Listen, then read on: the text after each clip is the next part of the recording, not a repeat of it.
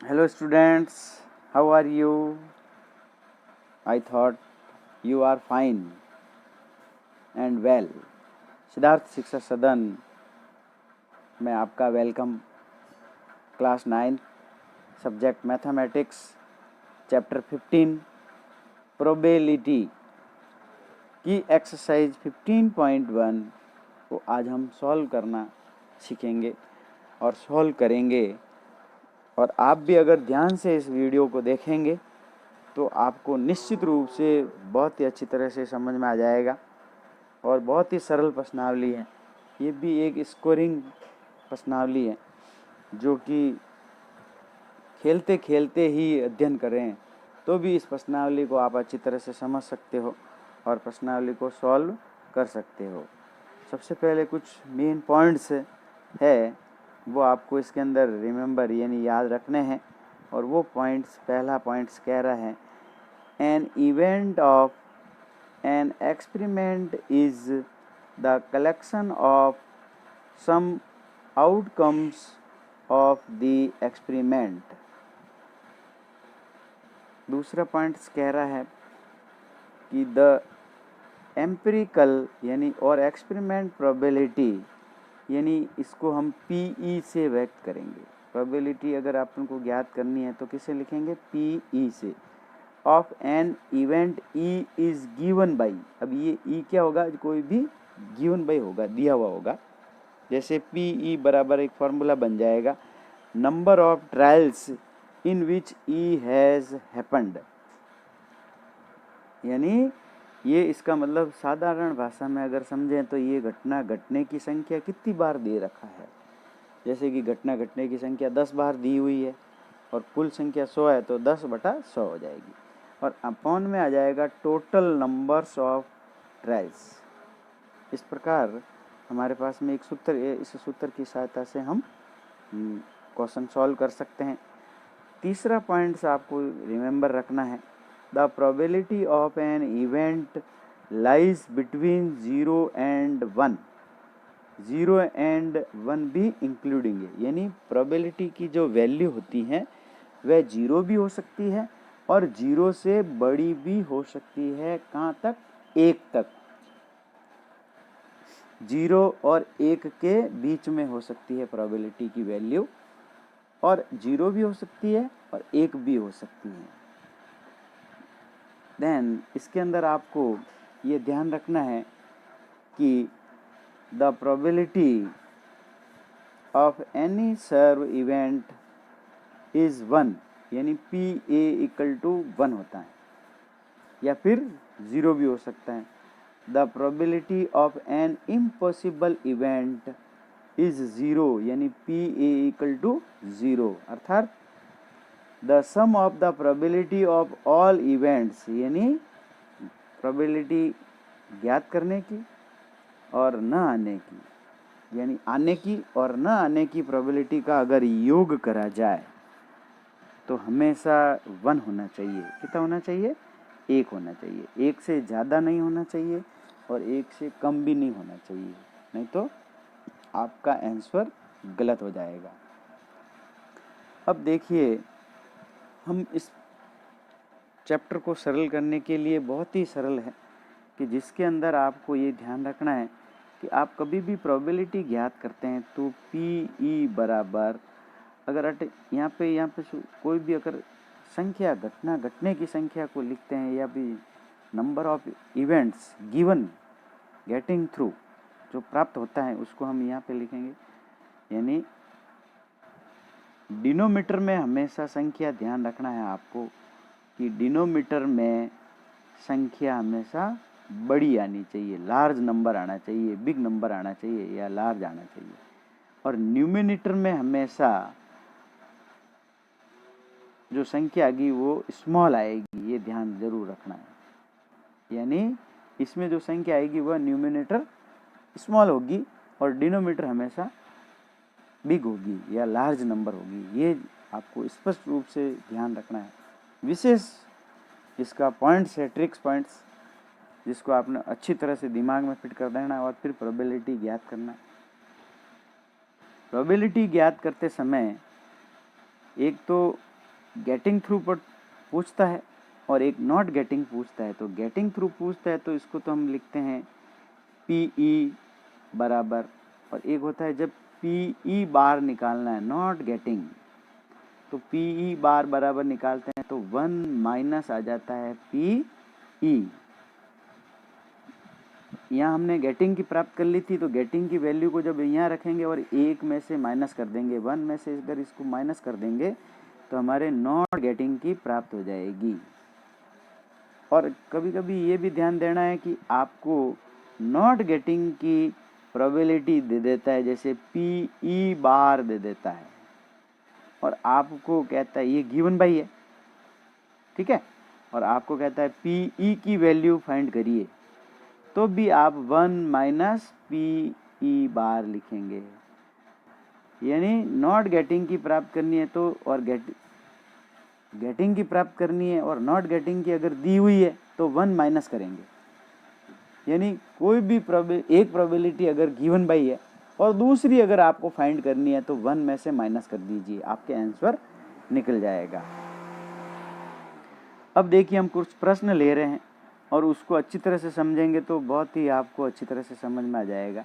जैसे एक प्रश्न है, एक coin is tossed 1000 times with the following frequencies, head given by 455 है और टेल की है 545।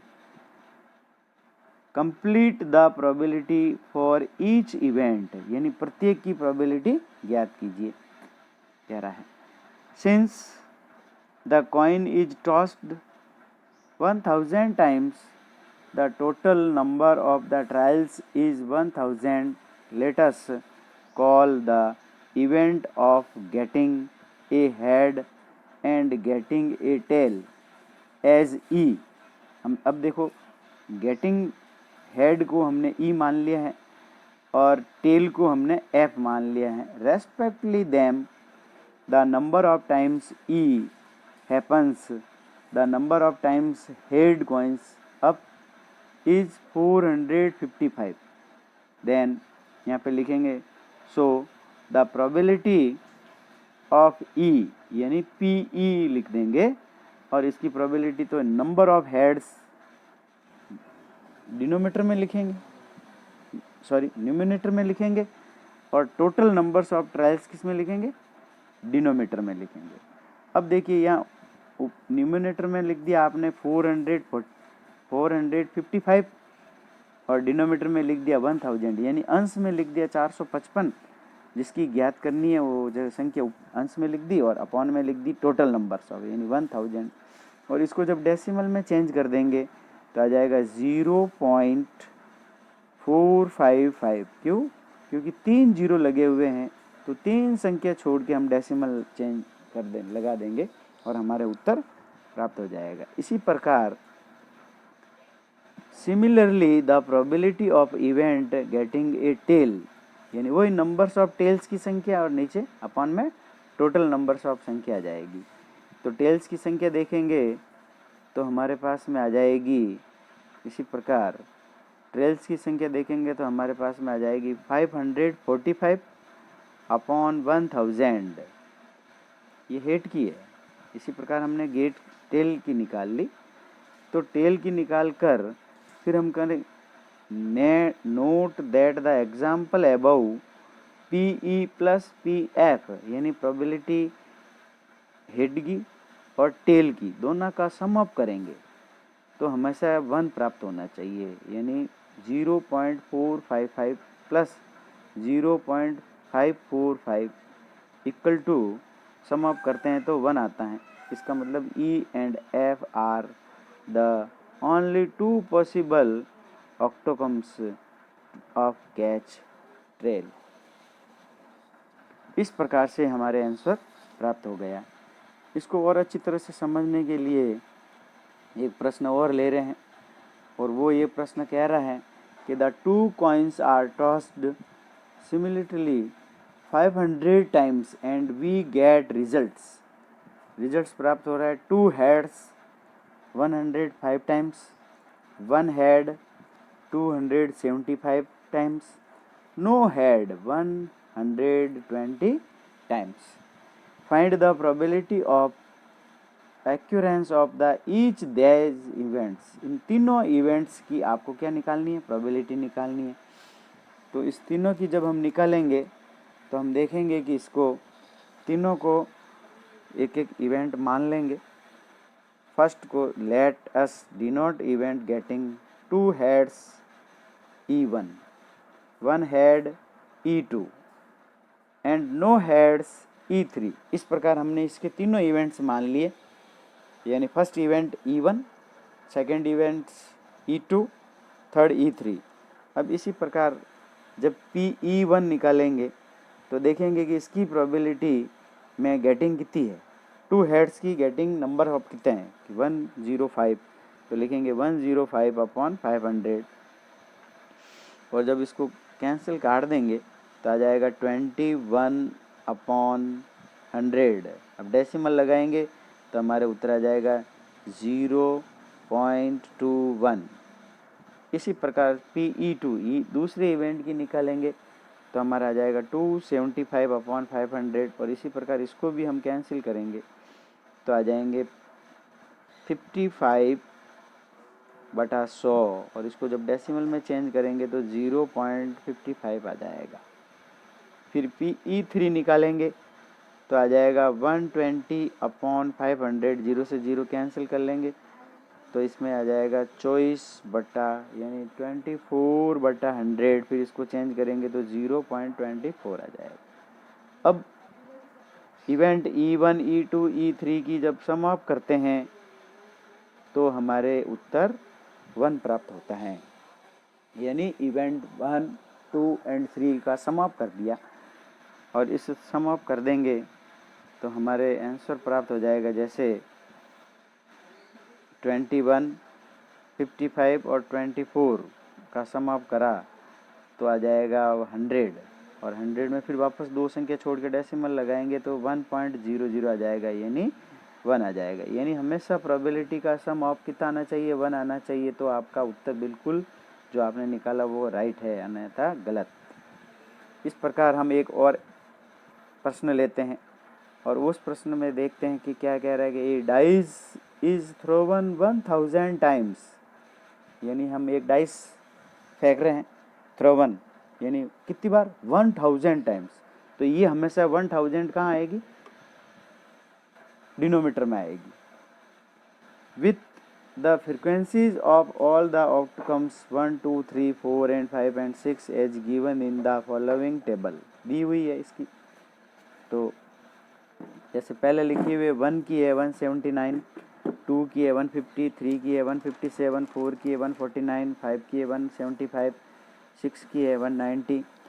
तो इस प्रकार इसकी फ्रीक्वेंसी दी है। Find the probability of getting each outcomes, प्रत्येक की प्रोबेबिलिटी ज्ञात करनी है, और प्रत्येक की प्रोबेबिलिटी ज्ञात करेंगे तो इसमें भी इवेंट 1 को E1 मान देंगे, 2 को E2, 3 E4, E5, E6, तो ये सब इवेंट हो गए। अब इसकी प्रत्येक की इवेंट की निकालनी है, तो आपकी जिस इवेंट की पूछ रहा है उसकी संख्या को आप कहाँ लिखिए, न्यूमिनेटर में लिखिए, और अपॉन में क्या लिखिए, डिनोमीटर में 1000 लिख दीजिए, आंसर निकलता जाएगा। बहुत ही आसान क्वेश्चन है, और इसको आप समझते जाएंगे और हल करते जाएंगे तो उत्तर आता जाएगा।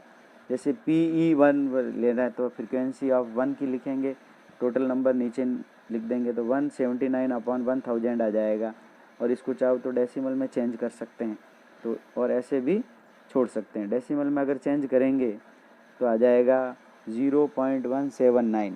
इस प्रकार PE2 की निकाल सकते हैं 150 अपॉन 1000, तो 0.15 आ जाएगी। PE3 की 157 अपॉन 1000 आ जाएगी, यानी 0.157 आ जाएगी। इसी प्रकार से E4 की निकाल सकते हैं 149 अपॉन 1000, E5 की 175 अपॉन 1000, और PE6 की आ जाएगी 190 अपॉन 1000। इस प्रकार इसकी सभी इवेंट्सों की प्रोबेबिलिटी फाइंड हो जाएगी।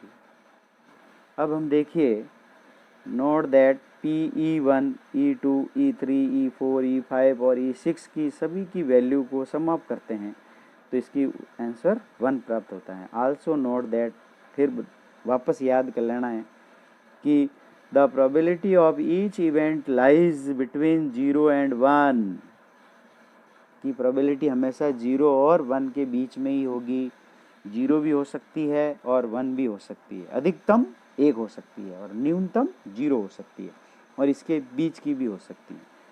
फिर अगला है the sum of all the probability is 1, अगर सभी प्रोबेबिलिटी का सम ऑफ करा जाए तो कितना प्राप्त होगा, 1 प्राप्त होगा। इस प्रकार से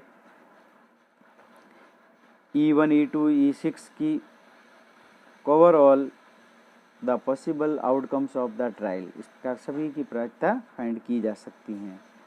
अब इसी प्रकार हम देखो एक्सरसाइज एक 15.1 का क्वेश्चन है और उस क्वेश्चन को सॉल्व कर रहे हैं, और जब उस क्वेश्चन को सॉल्व करेंगे तो उसमें भी सबसे पहले यही ध्यान देंगे कि सबसे पहले गिवन बाय लिख देंगे कि क्या दे रखा है। यानी मेन इसके अंदर ये चीज़ आपको ध्यान रखनी है कि प्रोबेबिलिटी फाइंड करने के लिए पीई फॉर्मूला उपयोग में लेते हैं, यानी पीई बराबर getting number upon total number लिखते हैं। ये प्रोबेबिलिटी ज्ञात करने का एक फॉर्मूला है, और इस फॉर्मूले की सहायता से अगर इसको हम उपयोग में लेंगे तो हमारे आंसर प्राप्त हो जाएगा। इस प्रकार एक्सरसाइज 15.1 का एक क्वेश्चन ले रहे हैं, और वो क्वेश्चन कह रहा है कि in the cricket match a batsman women hits a boundary 6 times, यानी बाउंड्री मारती हैं कितनी, 6 टाइम्स बार, आउट ऑफ 30 बॉल्स में से she please find the probability that she did not hit a boundary. अब इसमें देखो चेंज कर दिया है क्वेश्चन कि अगर बाउंड्री मारने की प्रोबेबिलिटी ज्ञात करने का कहता है तो अपन सबसे पहले तो इस प्रश्न में से गिवन बाई है जो लिख लेंगे, जब आंसर लिखेंगे जब टोटल नंबर ऑफ बॉल लिख देंगे 30, यानी ये तो कहाँ आएगा, अब निश्चित ही आपको ये ध्यान रखना है कि ये तो डिनोमीटर में ही आएगा।